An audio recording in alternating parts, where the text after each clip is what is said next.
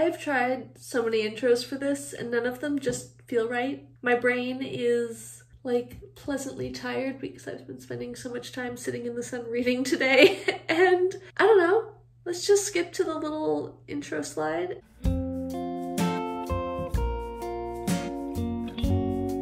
Hi everyone, Rosie here. Welcome back to my channel. Today I'm doing the book acquiring tag. This was originally by Kristen of Enter the Book. I don't think I've been tagged. If you tagged me and I didn't see it, I'm sorry. At the point of filming, I remain incredibly behind on my Booktube watching, so just let me know if you did tag me and I'll make sure to add your video to the description. I'm going to tag Nat of Nerdy Nat Reads and Kristinelle of Kristinelle SFF Reader. They both feel like they might have interesting answers and I just genuinely like them and want to make sure that you guys are all watching their fabulous videos. 1.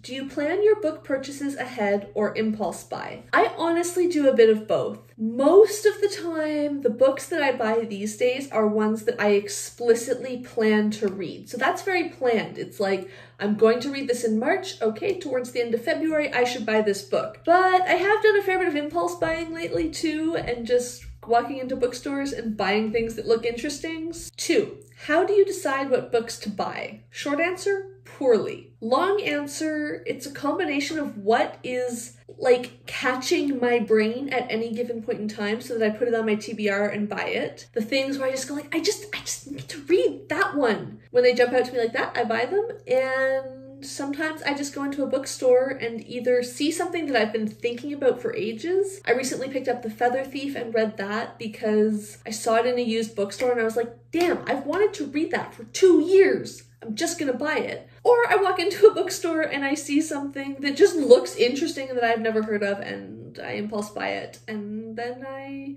don't usually regret it, honestly. It's usually a pretty good choice. Question 3. What is your philosophy on where you shop? Online versus in person, large versus small, physical, digital, audio, new versus used, etc. Personally, because I have the access to other sources of books and the disposable income to be able to afford to go for more expensive options sometimes, I try to not buy books on Amazon. I try not to buy anything on Amazon, honestly, especially books. That's what I mostly would have been buying on there. Anyways, for physical books, I buy them from various local independent shops. I have my favorite in Ottawa, Perfect Books. They're just so good, but there's some other lovely ones that I visit as well. I almost never want a physical book urgently, so if they don't have stuff in stock, I don't mind waiting. Again, that's something that, for me, that's an easy thing to do, so I do it. I sometimes pick up used books if they're in a nice condition and I want to read them. See The Feather Thief earlier. For the most part, I'm not looking for lots of physical books, so when I buy them, I tend to want to buy exactly the perfect certain designed edition that I want. I don't want just any old copy because for me, I don't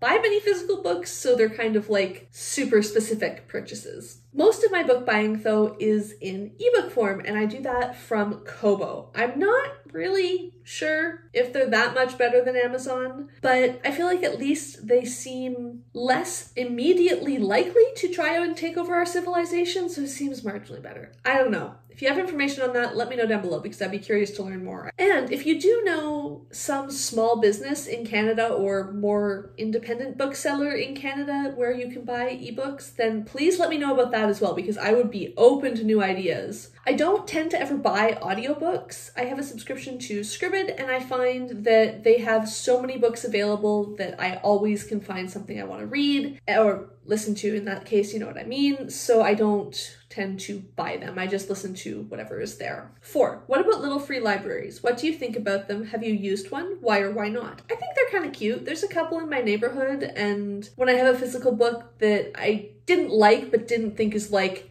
dangerous, I will often take them and drop them off while out for a walk. I've never taken a book from one. I've never seen a book in one of them that I wanted to really check out, but I also don't check them that often, so I might just be missing all the good stuff. I feel like I have seen some criticism of the sort of like, they're a cute idea, but they're not really doing much in terms of actually getting books to people who might not otherwise have access to books because of the types of neighborhood where people are more likely to have the time and money and space to do something like that. Honestly, I don't know enough about either side of the argument to have an opinion, and frankly, I don't think about them that much. 5, how do you feel after acquiring a book? Do you share, like in a book haul or diary? I get very excited when I get new physical books, even though probably because I don't do it that often and most of my books are on ebook. I don't know, physical books have the physicalness that as objects, I get very excited about them. Whenever I go to the bookstore, I always do a little like mini book haul at the kitchen table when I come home and show my partner everything I got. Sometimes if I'm filming a vlog, I'll film a little clip where I show you what I picked up,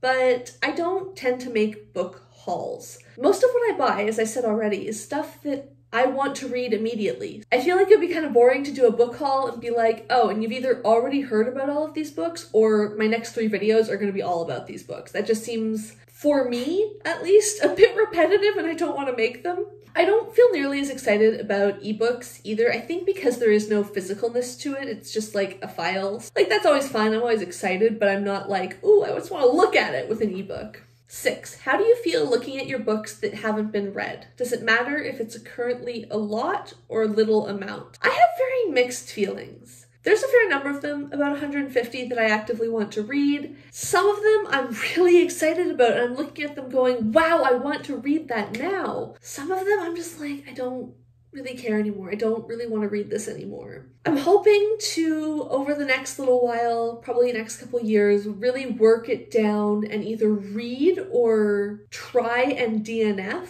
most of the books on my TBR. And before I say anything else, I'm going to read the next question. 7, how do you decide what number of unread books is the right amount? I don't fully have an answer, but I would like it to be small enough that they are all books that I am in some way excited about. I want to have a TBR of maybe I feel like 20 to 50 books would probably be about right for me, where every single one is one that I want to pick up and read right now. I think my ideal TBR of unread books would have sort of no book stays on it for more than about 6 months. I get books that I'm excited about, I read them, that's that. That would be my goal, I think, but we'll see if that actually makes me happy if I ever get to that point. 8, do you have a TBR game or process for reading them? I don't have a game or anything, but it is a goal that I am really working on right now, so I do tend to think about that a lot when setting my monthly TBRs and choosing my books. If I'm doing a readathon, I try and choose as many books as possible from the ones I already own.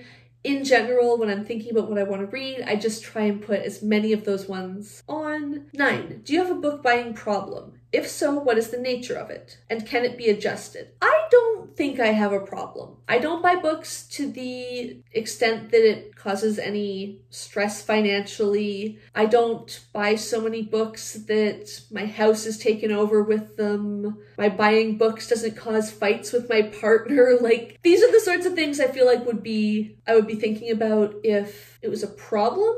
I buy more books than I should sometimes. I bought a lot of books in March and I'm proud to say I read most of them, so that was good. But in general, I think I have it pretty well under control. I'm pretty good at seeing a book that looks really interesting and just adding it to my TBR of books that I haven't bought. That TBR is something like 600 books long now, but I don't feel any need to cull it because I can always just sort through it and buy books as they seem exciting. And I think that really helps me not buy too many books that I can't actually get to or enjoy. Because for me, that would be a problem. If I buy books, it's because I want to read them, not because I want to have them exist in my house. 10, tag 2 or 3 others to ponder their book buying process. Already did that. 11, know you are awesome just as you are. Being a book lover is amazing. Aw, that's so sweet, Kristen. You are so fantastic as well. This has been the book acquiring tag. Let me know down below, do you feel like you have a book buying problem? And if so,